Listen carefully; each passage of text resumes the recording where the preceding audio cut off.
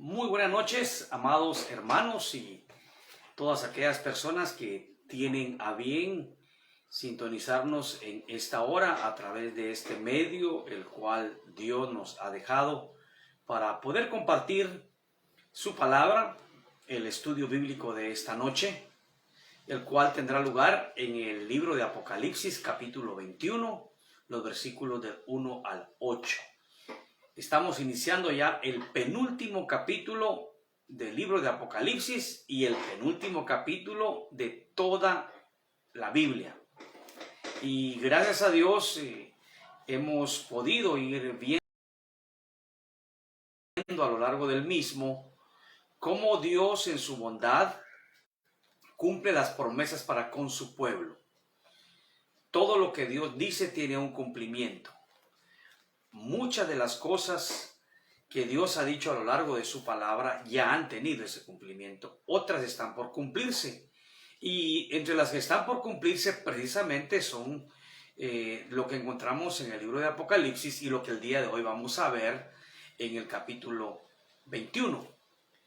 Antes de entrar de lleno a este estudio, vamos a pedirle a Dios de su sabiduría, de su dirección por su Espíritu Santo, para que podamos nosotros entender lo que Él quiere que sepamos de esta revelación bendita que Él nos ha dado. Oremos al Señor. Padre, te damos a ti las gracias porque eres un Dios bueno y tu bondad se manifiesta día con día hacia todos nosotros.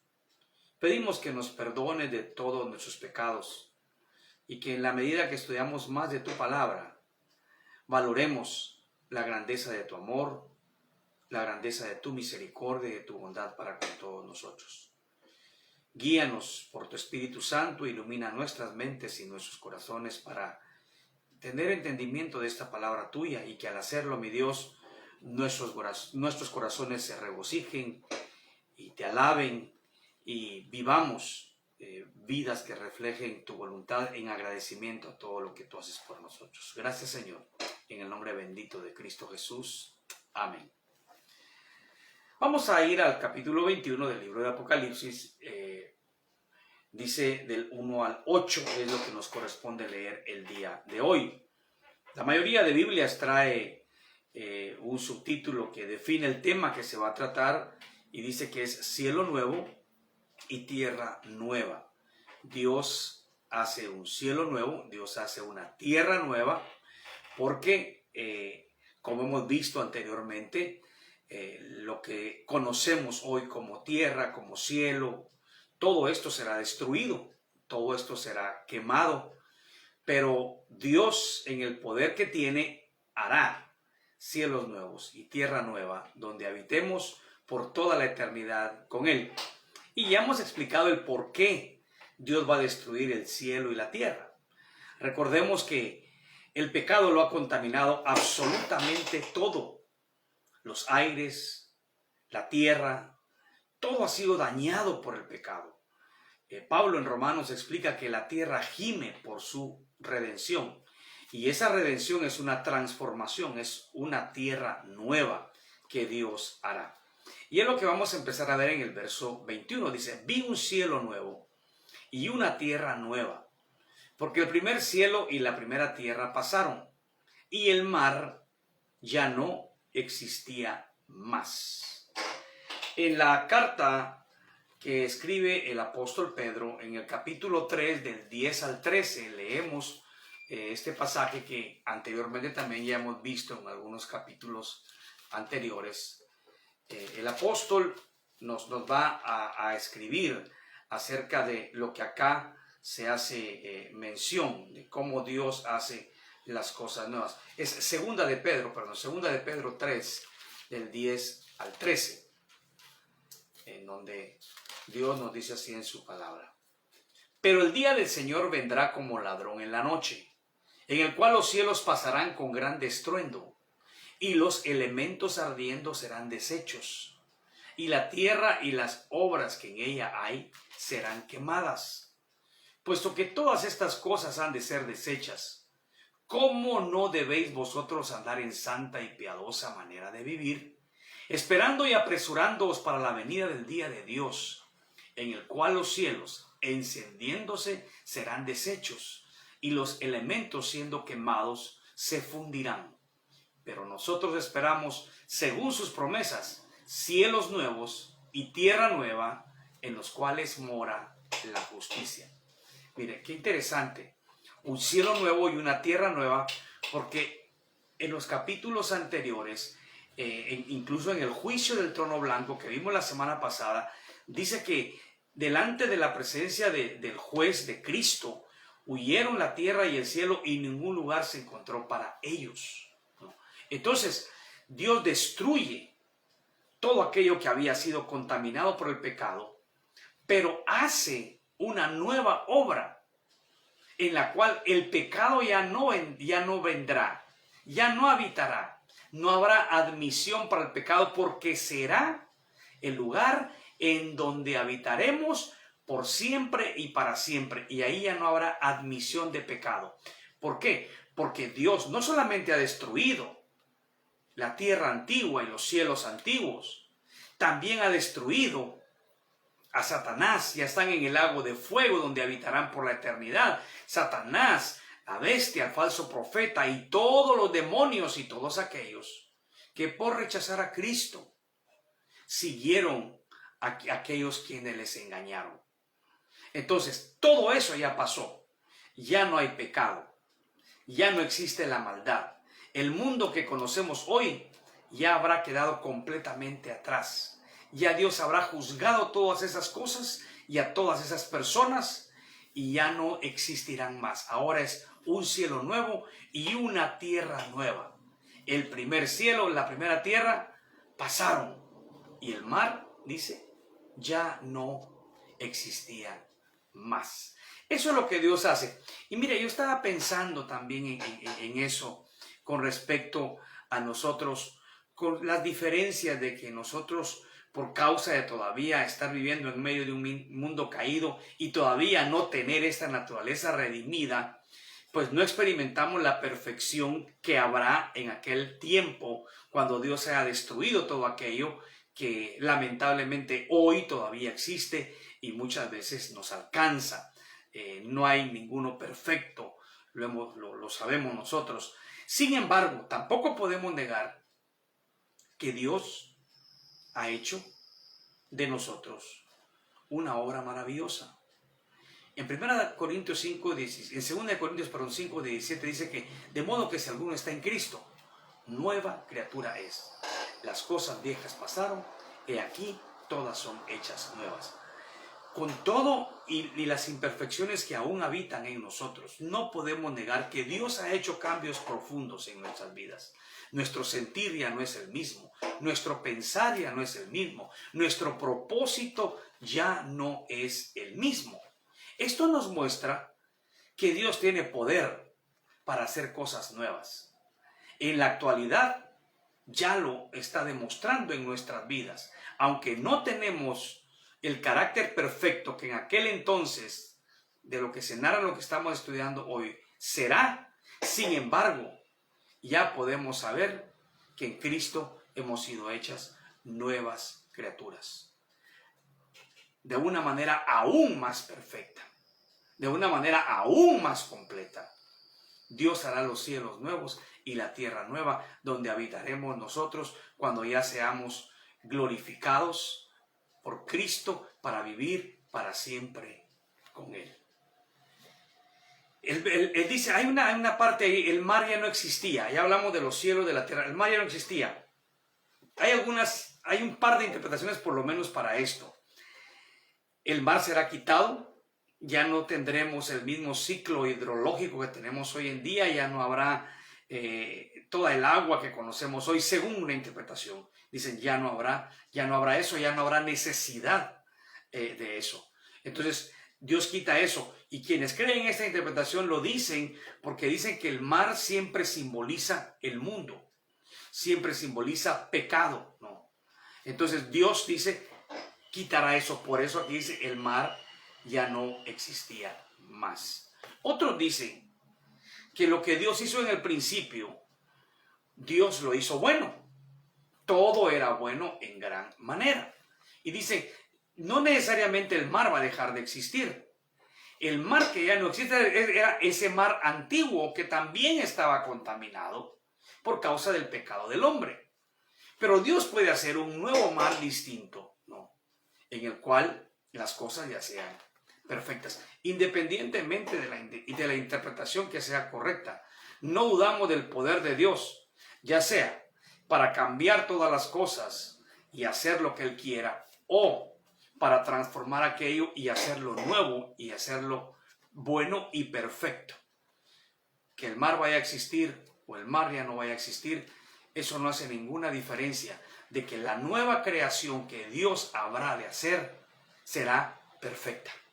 Será perfecta. El pecado no habitará allí. Luego dice, y yo vi la santa ciudad, la nueva Jerusalén descender del cielo de Dios, dispuesta como una esposa ataviada para su marido. Juan está aquí narrando una escena que él, como en otras ocasiones, repite a lo largo del libro. Yo vi. Él está siendo testigo y él nos ha transmitido algo de lo que él vio, ¿no? La santa ciudad. Y fíjese bien, cielos nuevos, tierra nueva, probablemente mar nuevo, ahora Nueva Jerusalén. Nueva Jerusalén. Jerusalén ha sido conocida en la historia como la ciudad de Dios. La ciudad en la que se erigió el templo por mandato de Dios, en donde habitaba la presencia del Señor. Pero cuando nosotros analizamos la historia del pueblo judío y vemos en lo que transformaron Jerusalén por causa del pecado, esa ciudad tampoco era una ciudad en la que habitaba la justicia, la equidad. Los judíos no estaban haciendo la voluntad de Dios, porque aún el mismo templo fue contaminado por el pecado. El mismo templo, por causa de la ambición de los líderes religiosos. Fíjese, cuando Jesús vino tuvo que ser purificado.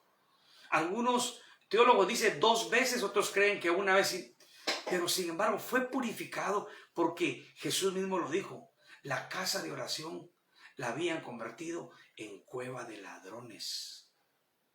Entonces, la ciudad de Jerusalén ha sido una ciudad contaminada. Hoy en día vemos lo que hay en Jerusalén. Algunos dirán, bueno, allá habitan las 3 religiones más importantes, ¿no? Los musulmanes, los cristianos y los judíos. Habría que examinar la fe de cada uno y habría que ver la manera en que cada uno vive esa fe. Y nos daríamos cuenta que muchos de los practicantes de esas 3 fe, que por cierto, la única genuina es el cristianismo, aún los que habitan ahí están manchados con el pecado. Pero la nueva Jerusalén, como toda nueva creación de Dios, será sin pecado. ¿Por qué? Vea lo que dice, desciende del cielo de Dios. No ha sido tocada por manos inmundas de hombres pecadores. Y quienes habrán de habitar en ella para siempre, ya no tendrán manos inmundas, ya tendrán cuerpos gloriosos para habitar en ella para siempre, sin el peligro de contaminarla, como se ha hecho a lo largo de la historia actual. Es la nueva ciudad que Dios ha hecho, o algunos dicen que Dios ya hizo, que existe desde la eternidad, pero que será traída en la consumación de los tiempos como habitación de todos aquellos que somos parte del pueblo de Dios. Aquellos fieles de Dios del Antiguo Testamento, aquellos fieles en la época de la iglesia desde el Nuevo Testamento hasta nuestros días, aquellos fieles salidos de la tribulación que prefirieron morir antes de negar su fe. Su habitación será aquella ciudad perfecta que viene del Dios perfecto. Y dice, es dispuesta como una esposa ataviada para su marido. Muchas veces la ciudad se asemeja a lo que es el pueblo. Por eso algunos piensan que en sí no es literal una ciudad con muros, pero vamos a ver más adelante en este mismo capítulo, pero será la próxima semana, en la descripción de cómo es esta ciudad. Entonces, creemos que es como tal, es una ciudad en la cual el creyente habitará. Un lugar perfecto para que habitemos aquellos que hemos sido perfeccionados y hemos sido glorificados después de haber Dios destruido a todos sus enemigos, destruido el pecado, destruido Satanás, puestos en el lago de fuego, donde será su lugar eterno. Pero viene esa nueva Jerusalén. Luego dice, y oí una gran voz del cielo que decía. Esa frase también la encontramos repetida varias veces en este libro. O bien es la voz directa de Dios, o es la voz de un emisario que habla en el nombre de Dios, pero es como que si fuera Dios mismo hablando. Y cuando decimos esto, estamos hablando que lo que se va a escuchar es verdadero. Lo confirma más adelante Juan en lo que escribe, pero desde ya sabemos que si es una voz que viene del cielo, siendo directamente la voz de Dios, o la voz de un emisario de Dios, pero que Dios habla por medio de él, lo que se va a decir es verdadero. Y dice, he aquí, el tabernáculo de Dios con los hombres, y él morará con ellos, y ellos serán su pueblo, y Dios mismo estará con ellos como su Dios. El tabernáculo significaba un lugar en el cual Dios moraba. Desde que se hizo en el Antiguo Testamento, en el libro de Éxodo, cuando él ordenó hacerse un tabernáculo, era para que Dios habitara él. La gloria de Dios se manifestaba en el tabernáculo. Pero el tabernáculo era símbolo de que Dios estaba habitando en medio de su pueblo. La palabra tabernáculo significa morada, un lugar de permanencia. Y fíjense, bien interesante porque en este pasaje, en este versículo 3, se nos habla de que Dios estará permanentemente ahora con su pueblo. Permanentemente con su pueblo. No quiero decir que Dios sea ausente de la historia de la humanidad, pero sí tenemos que ver de que han habido partes en la historia que el pueblo se ha independizado de Dios. Pero ahora Dios ya habitará por siempre en medio de ellos, hará su morada en medio de ellos. En el Nuevo Testamento, en los Evangelios, en el Evangelio de Juan, en el capítulo 1 y su versículo 14, el apóstol escribe esto. Y el Verbo fue hecho carne y habitó entre nosotros. Y vimos su gloria, gloria como del unigénito del Padre, lleno de gracia y de verdad. Esa palabra habitó es establecer un tabernáculo. Ya los apóstoles, los discípulos en el Nuevo Testamento tuvieron esa experiencia de Dios habitando en medio de ellos. Fue algo temporal. 3 años y medio, dicen la mayoría de teólogos, 3 años y meses. Pero Cristo era la misma presencia de Dios, era Dios mismo habitando en medio de ellos. Ellos ya vivieron esa experiencia, pero esa experiencia también la tendremos nosotros de una manera plena cuando llegue ese tiempo en que Dios morará con nosotros. Ahora, vea lo que dice. Y ellos serán su pueblo, y Dios mismo estará con ellos como su Dios. Estas frases son bien importantes. ¿No somos pueblo de Dios hoy? Sí.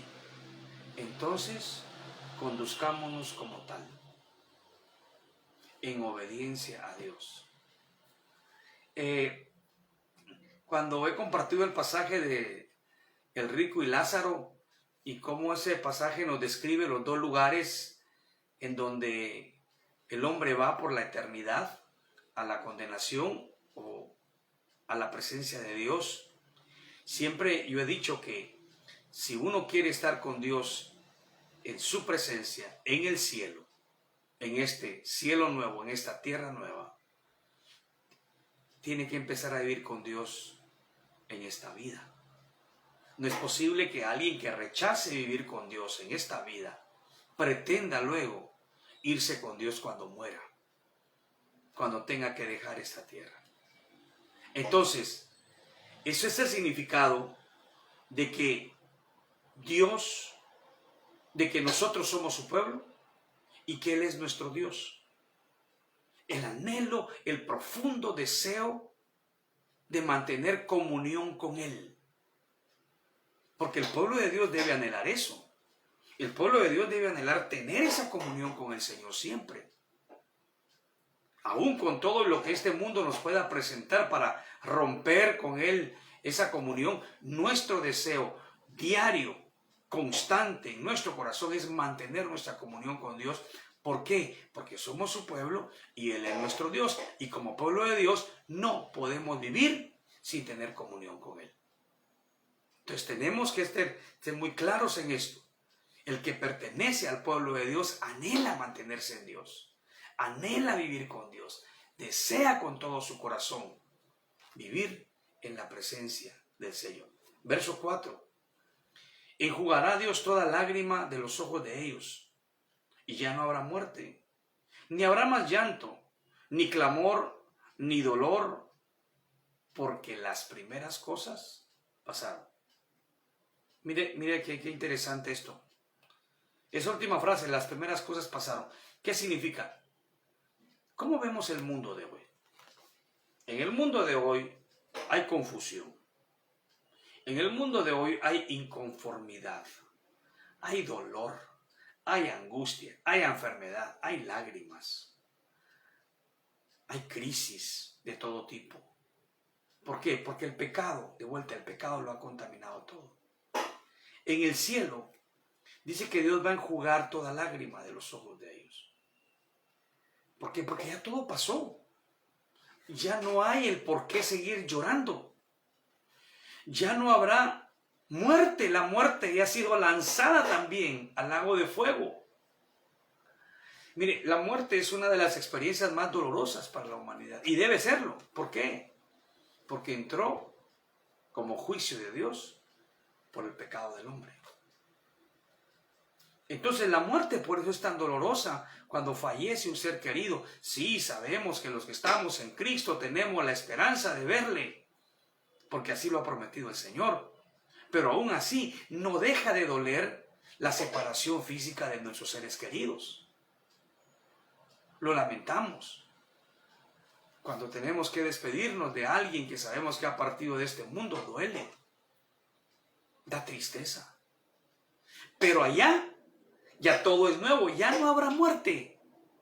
Mire, me encanta ese pasaje que Pablo escribe en Primera de Corintios, primera carta a los Corintios, en el capítulo 15. Primera de Corintios 15, empezando en el verso 54 hasta el 57. Y cuando esto corruptible se haya vestido de incorrupción, y esto mortal se haya vestido de inmortalidad, entonces se cumplirá la palabra que está escrita. Sorbida es la muerte en victoria. ¿Dónde está, oh muerte, tu aguijón? ¿Dónde, oh sepulcro, tu victoria? Ya que el aguijón de la muerte es el pecado, y el poder del pecado la ley. Mas gracias sean dadas a Dios, que nos da la victoria por medio de nuestro Señor Jesucristo. Pablo escribe esto desafiando a la misma muerte.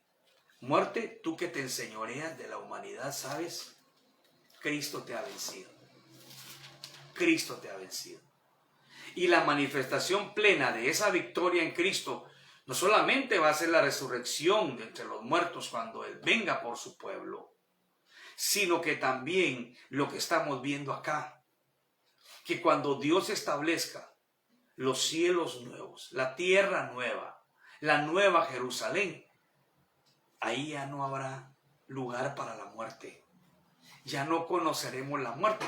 Por eso hablamos de tener una vida eterna, cuya consumación es en esto que hoy estamos compartiendo. en los cielos nuevos, en la tierra nueva, para estar para siempre con el Señor. Es hermoso, mis hermanos, saber que en la gracia y misericordia de Dios, Él nos ha querido tomar en cuenta para ser parte de esa nueva creación en la cual ya no conoceremos la muerte. Ya no habrá lágrimas, ya no habrá llanto, no habrá clamor, no habrá dolor.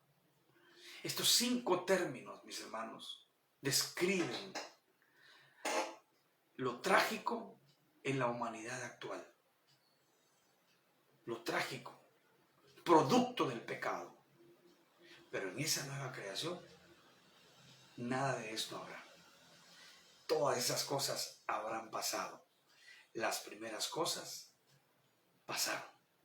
Todo quedó atrás. Y ahora será el gozo pleno en la presencia del Señor por toda la eternidad. Dele gloria a Dios por eso. Y agradézcale al Señor.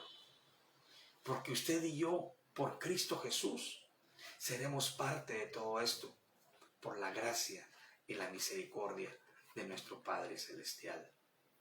Verso 5. Y el que estaba sentado en el trono dijo: He aquí yo hago nuevas todas las cosas. Y me dijo: escribe, porque estas palabras son fieles y verdaderas. Gloria al Señor. El que estaba sentado en el trono. El juez. Ahora aquí ya no es juez, es esposo. Su pueblo es la novia. Él ya no está juzgándonos. Él está aquí compartiéndonos la bendición que gozaremos por toda la eternidad. Empezando con esas palabras cuando dijo: he aquí yo hago nuevas todas las cosas. Cuando vemos el mundo en el que vivimos hoy, quisiéramos que esto hiciera realidad ya. Pero ¿saben? No se puede. Porque aunque pudiesen cambiar las cosas en alguna parte del mundo, este mundo está contaminado. Solo el Señor es el único que puede hacer nuevas todas las cosas. Él lo hará. Aún no. Pero si Él lo ha dicho, Él lo hará. Porque lo que Él habla es verdadero. Por eso dice: escribe, todas estas palabras son fieles y verdaderas. Le está diciendo: ¿sabes una cosa, Juan? Todo lo que te he dicho y lo que te voy a seguir diciendo se cumplirá. Nosotros, muchas personas quieren hoy un mundo ideal, un mundo perfecto. El problema es que lo quieren sin el Evangelio, lo quieren sin Cristo. Y cuando no está Cristo presente, el pecado se enseñorea de la vida de las personas, y por eso tenemos el mundo que tenemos hoy, porque las personas no quieren que Cristo venga a gobernar sus vidas. Mencioné al principio, quienes hemos llegado al conocimiento de Cristo por la gracia de Dios, efectivamente sabemos que Él puede hacer las cosas nuevas. Llegará el momento en que lo hará de una manera definitiva, cuando se cumpla lo que Él ha prometido, lo que dejó escrito en este libro, y de lo cual Él mismo dijo que esas palabras son fieles y verdaderas. Son fieles para cumplirse, son verdaderas para saber que no hay equivocación alguna en lo que el Señor dice. Para estar completamente seguros y llenarnos de confianza, sabiendo que quien lo ha dicho es fiel para cumplir todas sus palabras. Verso 6. Y me dijo: hecho está. Me voy a detener aquí un momento. ¿Saben que cuando Dios dice una cosa, es un hecho? Que aunque no esté cumplido aún, seguramente se cumplirá. Esa es la confianza que nosotros debemos de tener en Dios. Él da las cosas que aún no ha sido, pero que Él las ha prometido como que ya son hechas. Por ejemplo, esto todavía no ha llegado, pero demos por hecho que estaremos ahí, que nos gozaremos. ¿Por qué? Porque Dios lo ha dicho. Y cuando nosotros hay esa esperanza, muchas de las preocupaciones y de las aflicciones que este mundo nos trae se disipan, porque nuestra mirada está puesta en la esperanza que Dios nos da a través de sus promesas en su palabra. Jesús dijo, en el mundo tendréis aflicción, pero confiad, yo he vencido al mundo. ¿Por qué no caemos en una desesperación, en una depresión los creyentes? Porque confiamos en Cristo. Porque aunque lo que pasa en este mundo nos preocupe, nuestra mirada está más allá en las circunstancias que enfrentemos día a día. Nuestra mirada está puesta en aquel que todo lo cumple, en aquel que todo lo que ha dicho pasará, porque sus palabras son fieles y verdaderas. Hecho está. Dele por hecho. Mi primo Aldo tenía una frase que decía, póngale la firma. Dios le ha puesto la firma a esto. Dios le ha puesto su firma a esto. Sus palabras son fieles y verdaderas. Hecho está. Delo por hecho. Está por cumplirse, pero delo por hecho que va a pasar. Y dice, yo soy el alfa y el omega, el principio y el fin. Esto en realidad, las dos expresiones que usa allá es la misma cosa. Alfa es la primera letra del alfabeto griego, omega es la última palabra del alfabeto griego. Y lo que Jesús está diciendo es aquí, en mí está contenido todo, pero yo soy desde el principio y yo estoy en el final. Recuerde, es el autor y consumador de la fe, el que dio origen y el que la llevará a su cumplimiento perfecto.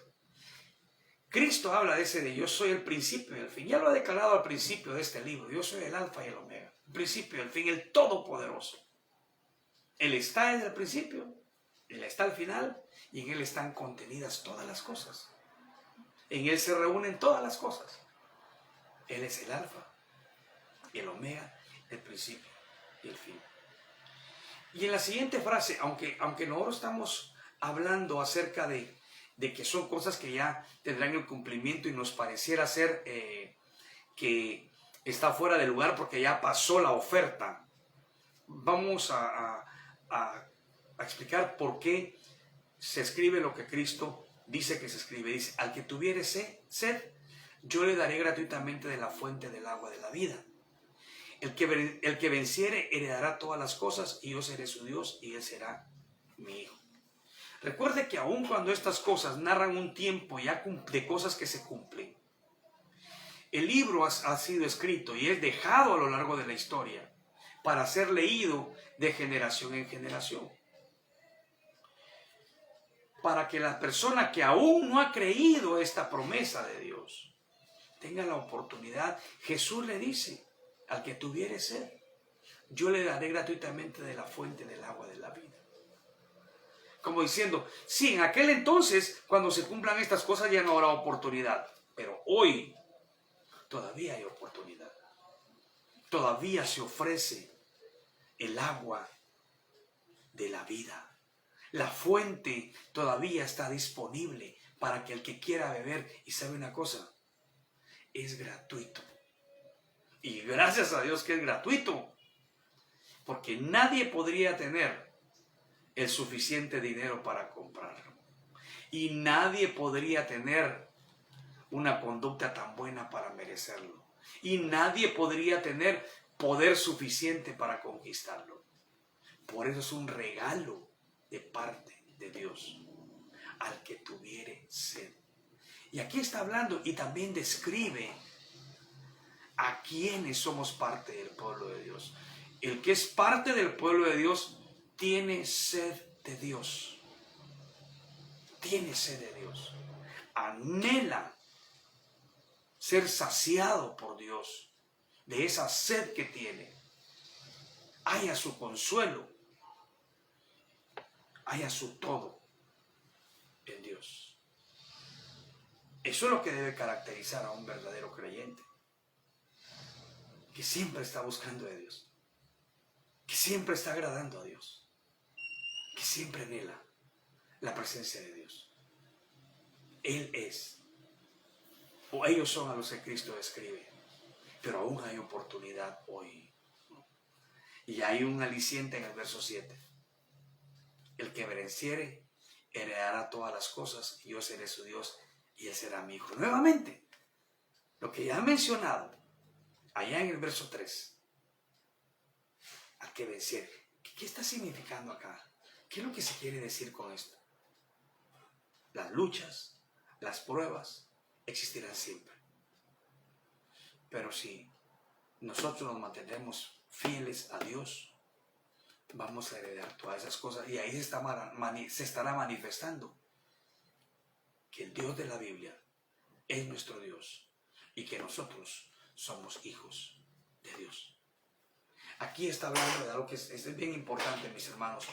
No es que logremos la salvación por nuestro esfuerzo, pero esa salvación se manifiesta en que en medio de las luchas y las pruebas vamos a vencer, vamos a depender de Dios.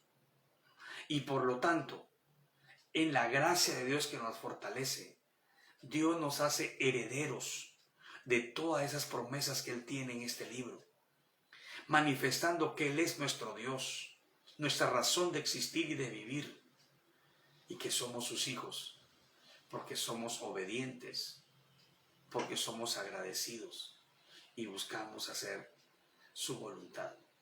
Alégrese, alégrese de que usted es parte de la familia de Dios.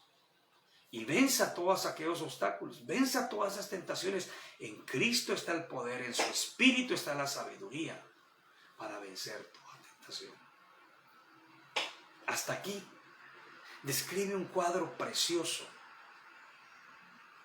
de la nueva Jerusalén, de los cielos nuevos, de la tierra nueva, de la esposa del Cordero, del pueblo de Dios, de los hijos de Dios. El verso 8 es una advertencia también para el día de hoy.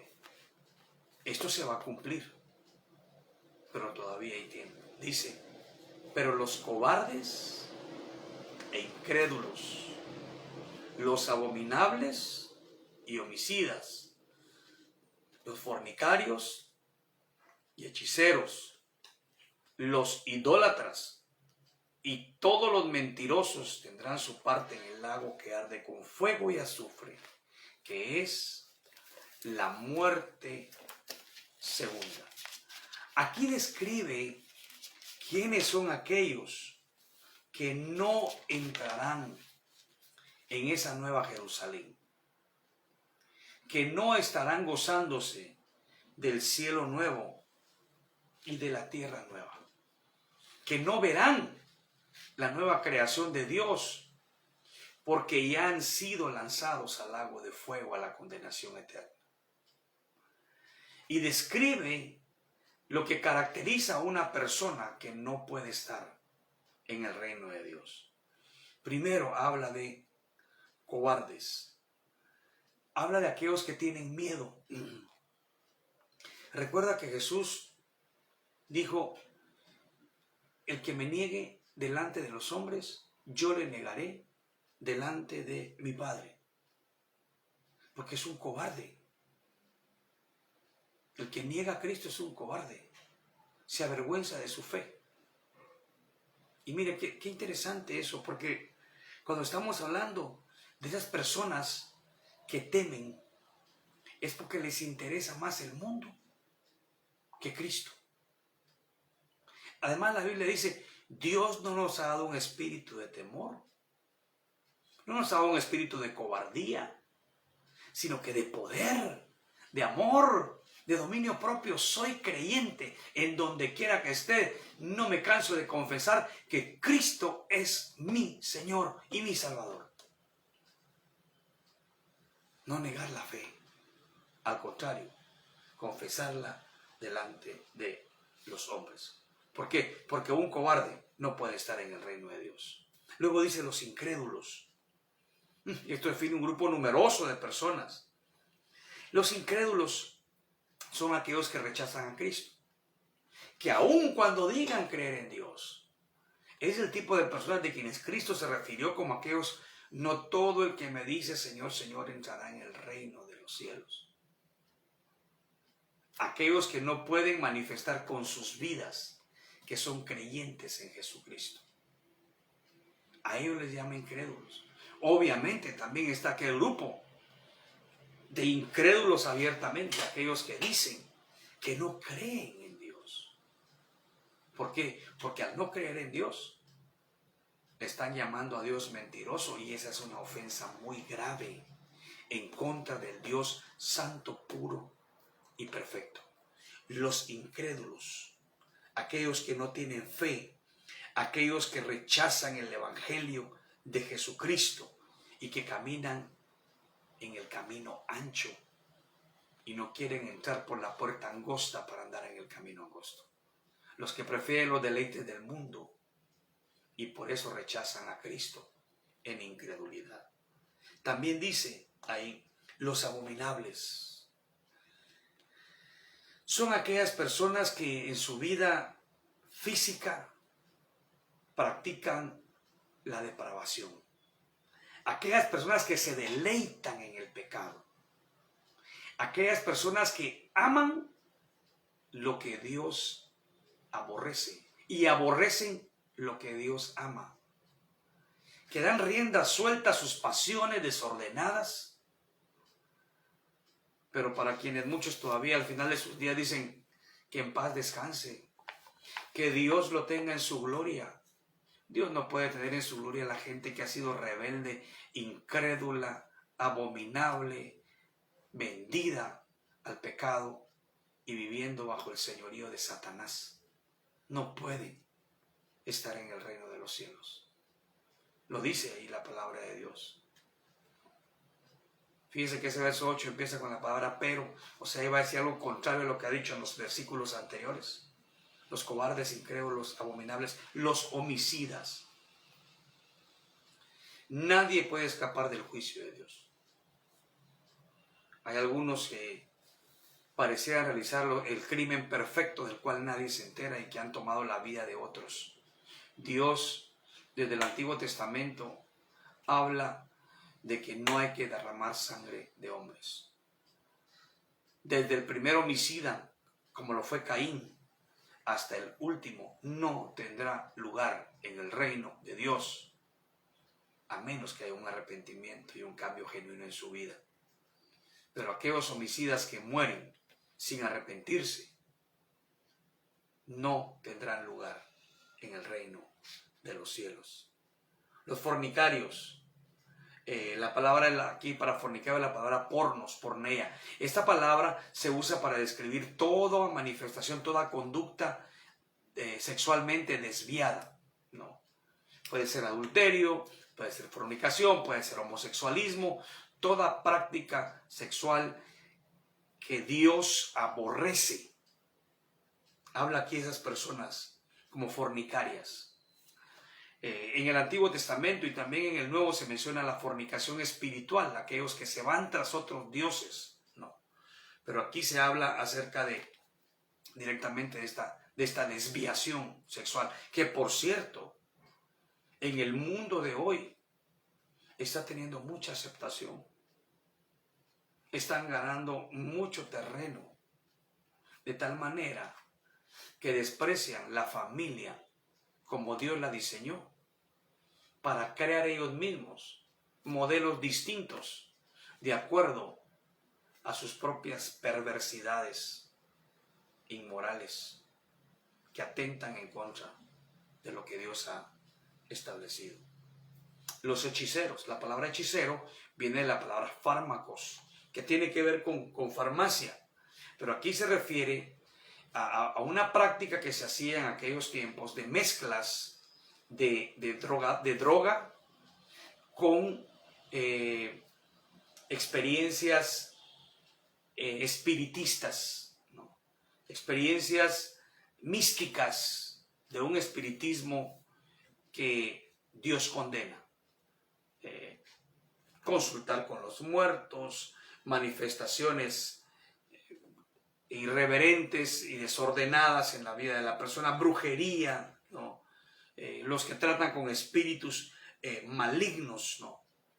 Hechicería, todo eso tiene que ver. Dice, ellos no tendrán lugar en el reino de los cielos. Los idólatras, ¿no? Los idólatras habla de las personas que, bueno, en aquel entonces adoraban falsos dioses. Tenían sus imágenes, sus estatuas, a quienes le llamaban sus dioses, a quienes seguían y servían, a quienes le atribuían poderes especiales, pero que lamentablemente hacían que rechazaran al único Dios verdadero. Eso existió a lo largo de todos los siglos, existe hoy. Ahora, también hay otra clase de idolatría, porque idolatría, la palabra significa todo aquello que se interpone entre la persona y el único Dios verdadero. Entonces, la idolatría puede ser, hoy en día hay tantas maneras de practicar la idolatría. Si hay algún pasatiempo que le esté quitando a usted mucho del tiempo que debería dedicarle a Dios, es idolatría. El trabajo puede convertirse en idolatría, la familia puede convertirse en idolatría, todo aquello que se interpone entre su comunión con Dios y usted y Él es idolatría. Y finalmente dice, y todos los mentirosos. Los mentirosos es un grupo bastante grande. Recuerde que la Biblia llama a Satanás padre de mentira.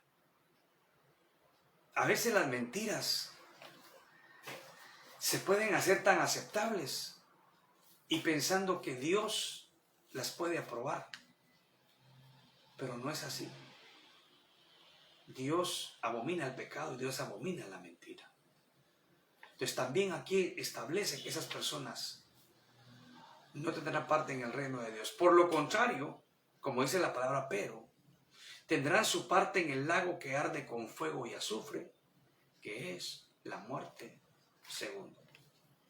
Esto ya ha pasado según cuando empezamos a ver en el pasaje, pero ya ha pasado en el orden de los tiempos que se está estudiando el libro. Pero bueno, sabemos que todavía no ha pasado, porque todavía no llega ese tiempo. Por eso podríamos tomar este versículo como una palabra de advertencia y decir a las personas, miren, hay un lago de fuego, hay un lago que arde con fuego y azufre, al que va a ir todo aquel que rechaza el evangelio de Jesucristo, a donde va a ir todo aquel que no se arrepiente de sus pecados y confía en Jesucristo como su único Señor y Salvador. Esto seguramente va a pasar. Hecho está, dijo el Señor. Lo da por hecho. Y los que confiamos en Cristo lo damos por hecho. Está por llegar, no sabemos cuándo, pero hoy todavía hay tiempo. Así es que recuerde esto. Usted puede estar clasificado en cualquiera de estos términos que el verso 8 ha mencionado como manifestaciones de pecado. Cobardes, incrédulos, abominables, homicidas, fornicarios, hechiceros, idólatras. Y dirá, no he sido nada de eso. ¿Y qué tal mentirosos? Usted puede estar en esos grupos. Pero quiero llevarle a un pasaje en 1 Corintios, en el capítulo 6.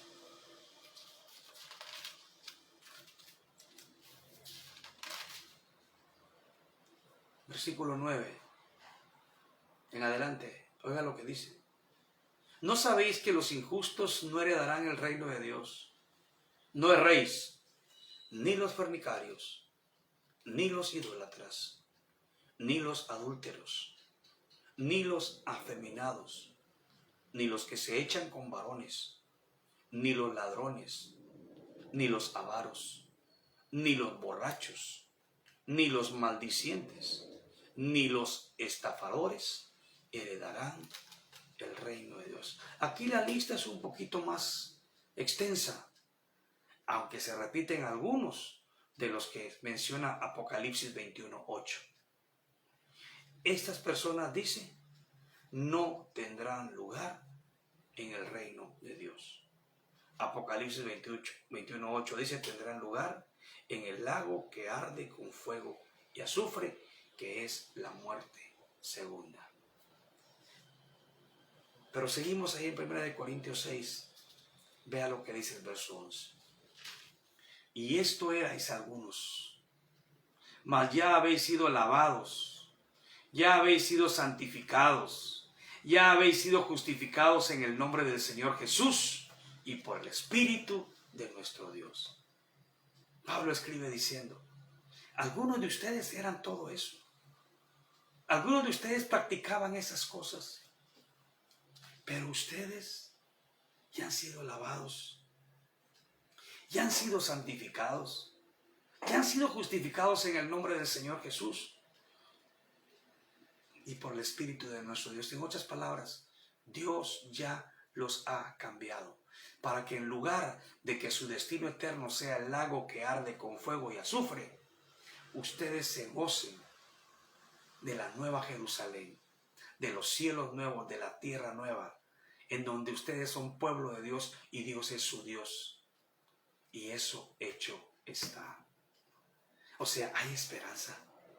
O sea, Dios dice, si usted se arrepiente, no importa lo que usted haya sido, no importa lo que usted haya hecho, Dios lo va a perdonar. Si usted se arrepiente, se humilla, clama su perdón delante de Dios y pone su fe y su esperanza en aquel que murió en la cruz del Calvario, pagando por todos nuestros pecados, para darnos la oportunidad de la vida eterna, para no perdernos y no ir a la condenación en el lago que arde con fuego y azufre, sino gozarnos de las glorias eternas de aquel que hace las cosas nuevas. Eso es lo que Dios ha dejado, y lo ha dejado en el Evangelio de Jesucristo. Quiera Dios, si usted todavía no tiene a Cristo en su corazón, que venga en arrepentimiento y fe y se entregue al Señor. Y si usted ya lo tiene, viva con la dignidad de hijo de Dios, buscando hacer cada día la voluntad del Señor. Oremos. Padre, gracias. Gracias por esta palabra que tú nos has dejado, palabra que nos da esperanza, palabra, Señor, que no viene para condenar al mundo. El mundo ya está condenado. El mundo necesita salvación y solo se puede encontrar en Cristo. Ahora, Padre, que aquellos que ya conocemos esa salvación la compartamos con otros, compartamos el mensaje de arrepentimiento y fe en Cristo, de arrepentimiento de pecados y de fe en Jesucristo para salvación. Y toca corazones, mi Dios, para que puedan darse cuenta de su triste destino si no se arrepienten y no se convierten a ti. Y puedan, en lugar de recibir la condenación que merecen, reciban la salvación que necesitan, que por gracia tú les ofreces. Gracias, Señor, y gracias porque a nosotros ya nos has salvado. Pero aquellos que somos salvos, que andemos como esas nuevas criaturas que tú has hecho en el poder de Cristo Jesús. Gracias, Padre, que a ti sea la honra y la gloria por siempre. En Cristo Jesús, Señor nuestro. Amén. Que esta palabra haya sido de bendición para su vida, que esta enseñanza le edifique y le llene de esperanza en Cristo. Que tenga una noche muy, pero muy bendecida.